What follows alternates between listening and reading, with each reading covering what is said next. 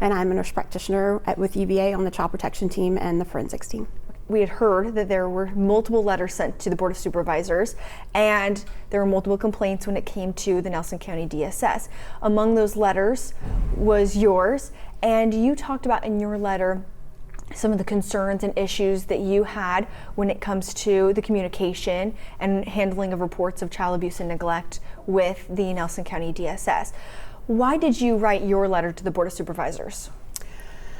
So I think that the MDT is a wonderful construct that has been put into place per statute, and I have seen that in my 15 years of doing this job. I have seen that work wonders for our patients and their families in the greater communities. We serve 9 different jurisdictions and we're on those MDT boards, and so there's a lot of variability between those jurisdictions, but we know that it functions best when all of those members of the MDT can come together and cooperate and work towards a better outcome, and the goal is to have the best outcomes for the patient and their family as possible. And this is really highlighted that if you have one person within that MDT or one agency within the MDT that's not cooperating, everything just kind of, it splinters. And we really have to be a united front and all come together in order to assure those best outcomes. You know, I like how you kind of use that as an example when you're talking about you're not just with the Nelson County DSS, Nelson County Sheriff's Office. That's not your only multidisciplinary team that you're a part of. Is that what you're saying? Yes. You interact with multiple multidisciplinary teams. So you're well aware of how these teams work. You know, in comparison, when taking a look at, I mean, how many multidisciplinary teams do you work with? Currently, UVA is a part of nine MDTs. Okay, so of these 9 MDTs, those are all jurisdictions that you guys are in contact with. You know, comparing how it recently has been with Nelson County, you know, with that MDT, how has it been when comparing the other MDTs to how it's recently been with the Nelson County MDT? Talk to me about that. So every agency on the MDT has different authorities granted by state statutes. They have different perspectives, and I think that all of those perspectives coming together is what's key. The intercollaboration really changes things when it comes to these kids and their families, and making sure that we have the best outcomes for them. You know, law enforcement has certain responsibilities and authorizations by statute. CPS has certain authorizations and abilities by statute, and they're not the same. We have certain perspectives. We're looking at it from a medical perspective. We have expertise, particularly in child abuse and neglect. So then we bring the medical perspective to the table. Mental health brings the emotional perspective to the table. The Commonwealth attorney has their own perspective. And when you bring all of those perspectives to the table, it really allows everybody, no one lens gets the priority. And it allows everybody to come together with the focus on that child and their family and what's best for them. And that may be going down one pathway or going down the other, but ultimately everybody comes together, everybody's an equal partner, and we have the best outcomes that way. And when you have someone who is a major player, such as DSS, who's not cooperating, it all falls apart. Particularly, it falls apart as far as trying to plan what's best. DSS has access to certain community resources and supports that no one else does. We can't access those. DSS is responsible for making sure that wherever that child is a safe place. DSS is responsible for making sure that child can access medical care and treatment that they might need if they have some chronic medical issues. And from an investigative perspective, DSS is who we count on to initiate a lot of these investigations and then take actions to make sure that that child is protected and that we start the whole MDT process. And if that doesn't happen, then the child will never even go through that process. And so what you're saying is every single part of the MDT, you all have different roles. You can't do what the Sheriff's Office does. You can't do what the Commonwealth Attorney's Office does, and they can't do what you do. Let's talk about what you do. What is your role in the MDT? Our role in the MDT is to represent the medical perspective. So sometimes that is if they present to the emergency department and there are concerns for abuse or neglect based on their presentation or things that we find in the process of taking care of them at UVA, then as mandated reporters, we are required to report that. Hey, we have a concern, this is what I'm seeing, this is not okay. And our social workers are great here for helping us facilitate that. And then on the other end of that, if it's not something that's acute and they come into the emergency room, maybe it's reported through law enforcement or it's reported directly to CPS, then that starts that whole investigative process, and we may see them at one of our outpatient clinics for an assessment just to determine where they're at. Sometimes they have chronic medical needs that aren't being met. Sometimes it's been a physical abuse case and we're looking for marks or injuries for what may have happened to them, any kind of scarring, if it's historical abuse.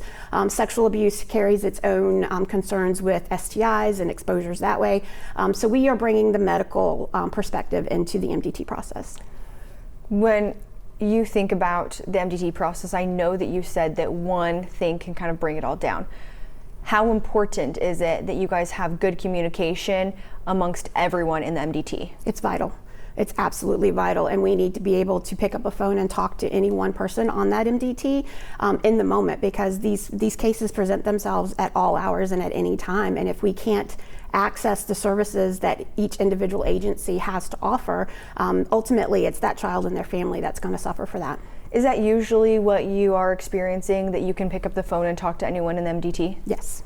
And right now, or over the past year specifically, is that right? That it hasn't been over the past year, or how, when did this kind of begin, I guess? From my perspective, it's been a little over a year, yes. Okay, so in a little over a year, that's not the case when it comes to the Nelson County DSS. So we've had some increasing concerns with Nelson DSS. We've had instances where medical providers have called in reports of concern, and those reports have been what we call screened out and not investigated, which is concerning. And we've also had instances where DSS is not communicating with the rest of the MDT, which then limits what we're able to offer to a family or a child that's experiencing this, because they have access to resources that no one else does. Yeah, so over the past year, right, over a year, when it comes to issues with Nelson County DSS, what are you seeing when it comes to issues with Nelson County DSS? I think the biggest concern is communication. And we have a lot of respect and for everybody at the MDT. We are all professionals. We all work very closely together. This is not easy work. This is really heavy. And so we do give each other the benefit of the doubt. But when we consistently have the same issues and it's affecting our patients and their families, then that is an issue. If you are not coming to case review meetings, if you're not responding to emails, if you're not answering the phone, when you do respond, we're getting very vague and generalized responses with no real information. It's really hard to look at what we can do for a child and how we can ensure the best outcomes for that family without the information that only they can provide. So are those some of the things that have been happening? Meetings, not responding to emails, phone calls. Is there anything else? Not opening investigations when we've called in reports of concern. The concern was what's going on, why aren't investigations being looked at? And so I did go and I looked at the numbers on the state board, and I don't know the specific numbers, and so you'd have to look at those. But the numbers are off, especially when you compare to the statewide numbers and the national averages. And I don't know why that is. And nobody's communicating. We'd love to have that conversation and kind of work out these issues, but if you're not communicating with us, that's hard to do that. Absolutely. And now I want to talk about some of the, looking at what resources are there available for families, for children in this case.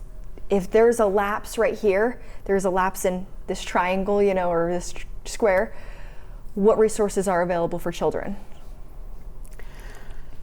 I think that our MDT is doing the best that it can with the current situation. We are reaching out to DSS. We are asking for communication. We are trying to engage them as much as possible.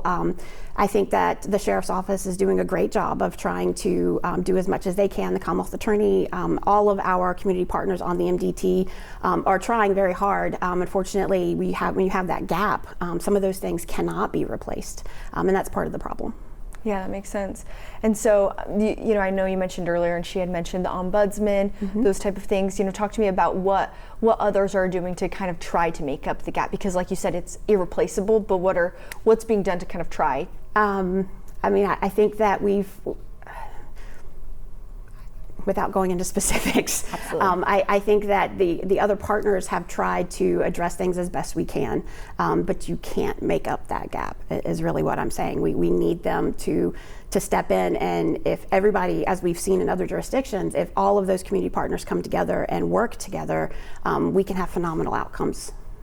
And I asked this question of her as well, but why is it so important to have communication with the MDT?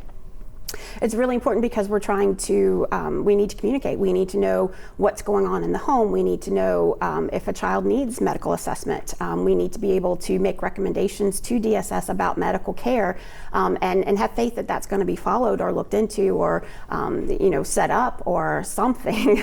You know, we need to be able to do that. We need to talk about, is the child safe? Where are they at right now? Have there been any further disclosures? You know, what do we need to do? What are the next steps for the best outcome? And we're not getting that information. So far, have children been in danger because of the lapses in communication? I guess it depends on how you define danger. I think that children have, I think it's safe to say that children have been, we are aware that children have been in unsafe situations because of the lack of communication.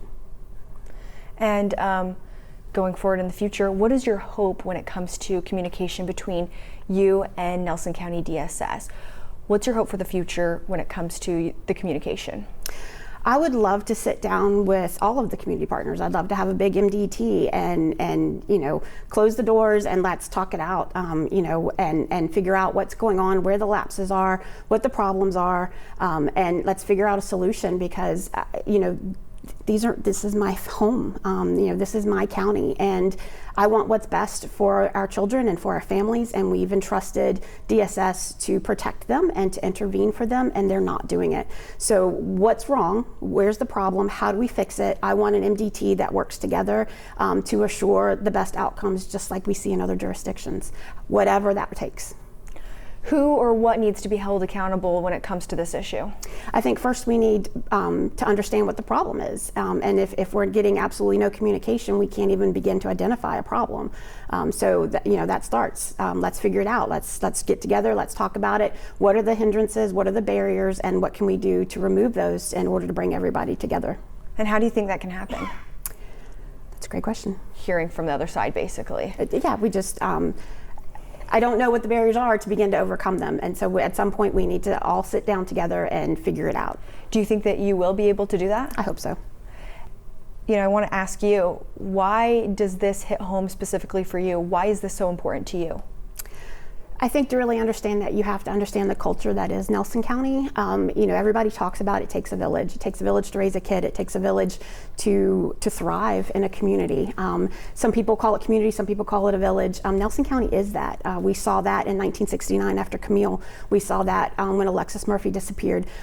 We see that every day when someone in our community is suffering or has a diagnosis that wasn't expected, or there's a tragedy.